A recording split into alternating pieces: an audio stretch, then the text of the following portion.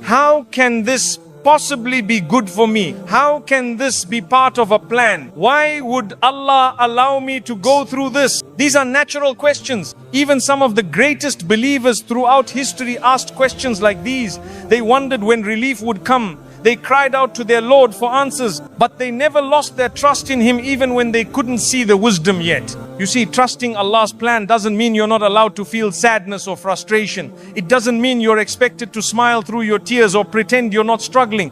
What it does mean is that you never let that sadness convince you that Allah has abandoned you. It means you believe deep down, even if only in the smallest corner of your heart, that your Lord is still in control and that His plan for you is better than anything you could have written for yourself. Sometimes what looks like the end of your story is really just the start of a better chapter. But the problem is, we can only see one page at a time while Allah sees the whole book. And here's what's even more profound. Sometimes Allah delays what you're asking for because He wants to give you something even better later. And sometimes He closes one door because He knows what's behind it would have harmed you. And sometimes He leaves you in the middle of a test for longer than you expected because He loves the sound of your voice calling out to Him and doesn't want you to stop.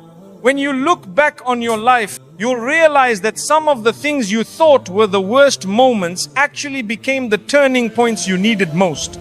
You'll realize that the pain you felt years ago led you to where you are now, stronger, wiser, closer to Him. So imagine how you look back one day on the hardship you're going through today. This is why the Prophet, peace be upon him, taught us, wondrous is the affair of the believer because everything that happens to him is good. If something good happens, he is grateful and it is good for him. If something bad happens, he is patient and it is good for him. This is the secret of peace, to know that whatever happens, you cannot lose. So stop thinking that this pain means you're failing. Stop believing the whispers that say you're cursed or forgotten. And stop assuming that because you can't see the way out, there isn't one. Your job is not to have it all figured out. Your job is simply to keep walking, even in the dark, knowing that the one who guides the stars through the night sky is the same, one who will guide you to where you're meant to be. This is what tawakkul, trust in Allah, really means. Not pretending everything is fine, not denying your feelings, but choosing,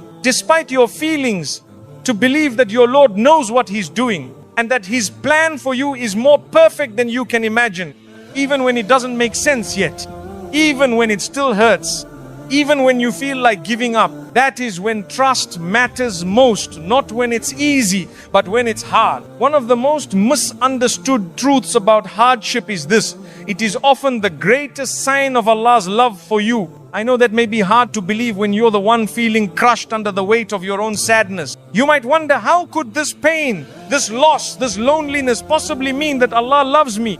But the answer lies in understanding what real love is and what it does for the one being loved. When Allah loves a person, He wants what's best for them, not just in this fleeting world, but for eternity. And sometimes what is best for you is not ease. Sometimes what is best for you is a storm strong enough to wake you up, shake your heart, and remind you of the very purpose of your existence. When you're comfortable, when life is smooth and easy, it becomes so easy to forget. You forget who gave you those blessings. You forget how much you need Him. You start to think you can manage on your own. But Allah loves you too much to let you drift away in your own forgetfulness. So He sends you something, a test, a heartbreak, a moment of weakness, not to harm you, but to guide you back to Him before it's too late.